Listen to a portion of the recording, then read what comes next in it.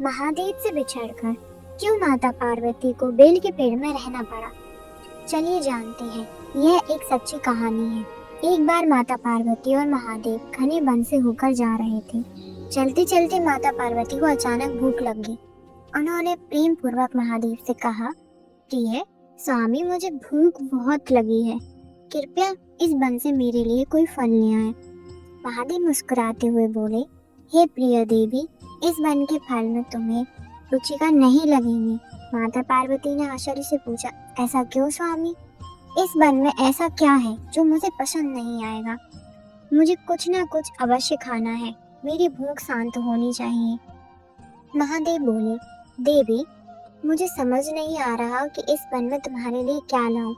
तब माता पार्वती ने कहा, जो भोजन आपको सबसे प्रिय है वही मेरे लिए ले आइए, इससे अतिरिक्त मैं कुछ नहीं खाऊंगी। यह सुनकर महादेव एक बेल के वृक्ष के पास पहुंचे। वहां से बेल फल तोड़कर माता पार्वती को दे दी। बेल फल देखकर माता पार्वती बहुत प्रसन्न हुई। तब महादेव बोले, देवी, किसी भी सुंदर वस्तु को देखकर अत्यधिक प्रसन्न मत हुआ करो। जो वस्तु बाहर से सुंदर दिखती है वह भीतर से उतनी ही भयावह होती है। यदि तुम इसके भीतर झांकोगी तो स्वयं भयभीत हो जाओगे।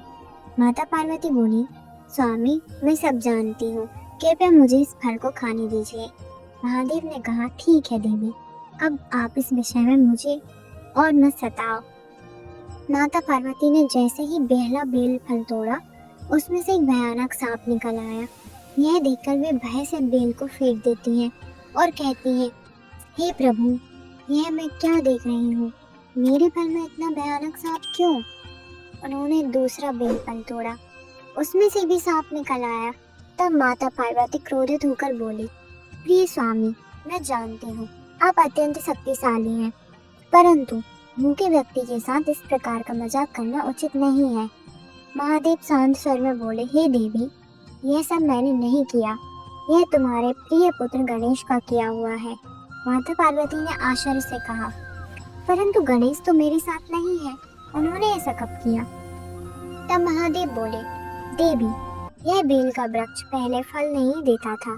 इसने एक बार तुम्हारे पुत्र गणेश से वरदान मांगा था कि यदि इसमें बेल फल लगे तो यह उनके लिए व्रत करेंगे, परंतु इसने अपना व्रत पूरा नहीं किया। इस कारण क्रोधित होकर गणेश ने इसे शाप बना दिया। यह सुनकर माता पार्वती बोली, स्वामी, मैं अपने पुत्र गणेश के लिए व्रत करूंगी ताकि यह वृक्ष अपने शाप से मुक्त हो जाए। महादेव जोर से हंसते हुए बोले, देवी, केवल व्रत करने से यह शाप मुक्त नहीं होगा, इसके लिए तुम्हें 12 वर्षों तक इसी वृक्ष में वास करना होगा और इस दौरान तुम्हें इसके पत्तों के अतिरिक्त कुछ भी नहीं खाना होगा। माता पार्वती ने दृढ़ स्वर से कहा, मुझे यह स्वीकार है।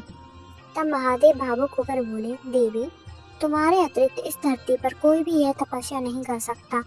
तुम स्वयं यदि आदि शक्तिमान दुर्गा हो, तुम समस्त जगत के दुख और कष्ट अपने ऊपर लेकर उनका आ चुकाती हो। यह कहकर माता पार्वती उस वृक्ष में समा गई। महादेव उस वृक्ष के नीचे बैठकर तपस्या करने लगी। फिर भी किसी ने लाइक सब्सक्राइब नहीं किया। अगर कहानी पसंद आई तो लाइक सब्सक्राइब जरूर करें।